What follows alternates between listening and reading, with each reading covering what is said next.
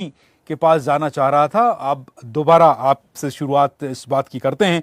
पीरज़ा तौकीर निज़ामी, मुझे ये बताइए कि ये इससे एतराज है क्या, अगर ऐसा होता है तो?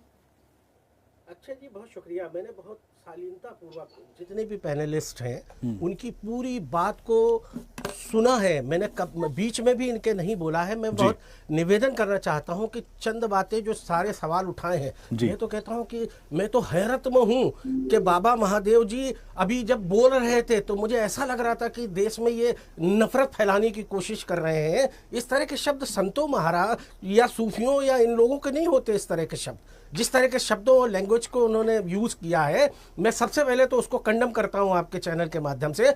दूसरा मैं ये कहना चाहता हूं कि मुझे बताएं, ये धर्मगुरु बैठे हुए, सारे लोग बैठे हुए हैं, आप कहते हो कि आपके हिंदू धर्म में 4 वर्ण हैं, ब्राह्मण, क्षत्रिय, वैश्य और शूद्र।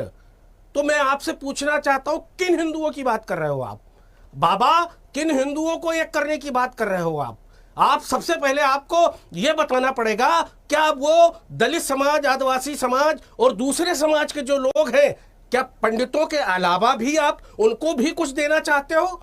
तो मैं कहना चाहता हूं कि धीरेन्द्र शास्त्री जी या हमारे महाराज जितने यहां बैठे हैं, तो सबसे पहले सरल तरीका हम आपको बताते हैं।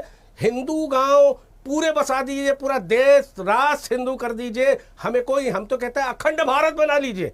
हम लोगों को कोई एतराज नहीं, कोई गुरेज नहीं, कोई परहेज नहीं।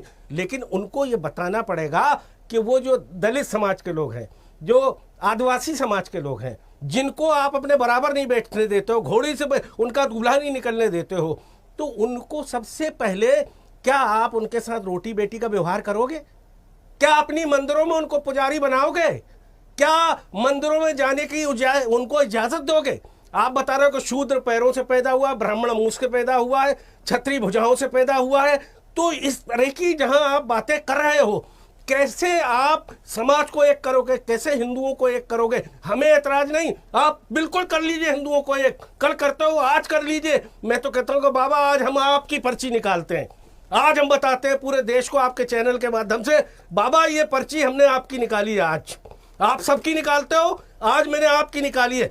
कहीं ना कहीं बाबा, मुझे लग रहा है कि आपकी पर्ची में जो लिखा हुआ है, इस पर्ची में लिखा हुआ है 650 करोड़ रुपए का घोटाला बाबा आपने किया हुआ है छतरपुर में।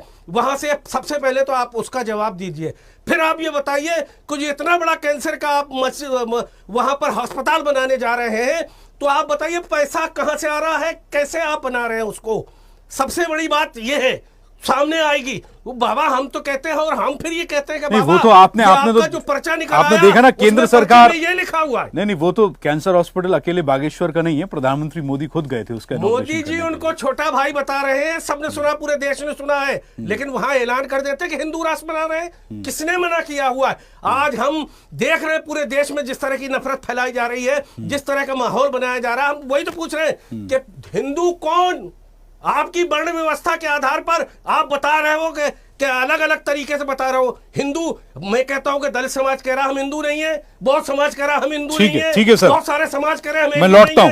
फिर कौन हिंदू? जवाब लेते हैं। जगत गुरु सतीशाचार्य महाराज प्रेमेश्वर पीठ, स्वामी जी कौन से हिंदू की बात कर रहे हैं? ये सवाल है तौकीर निजामी साहब का कि आप किन हिंदू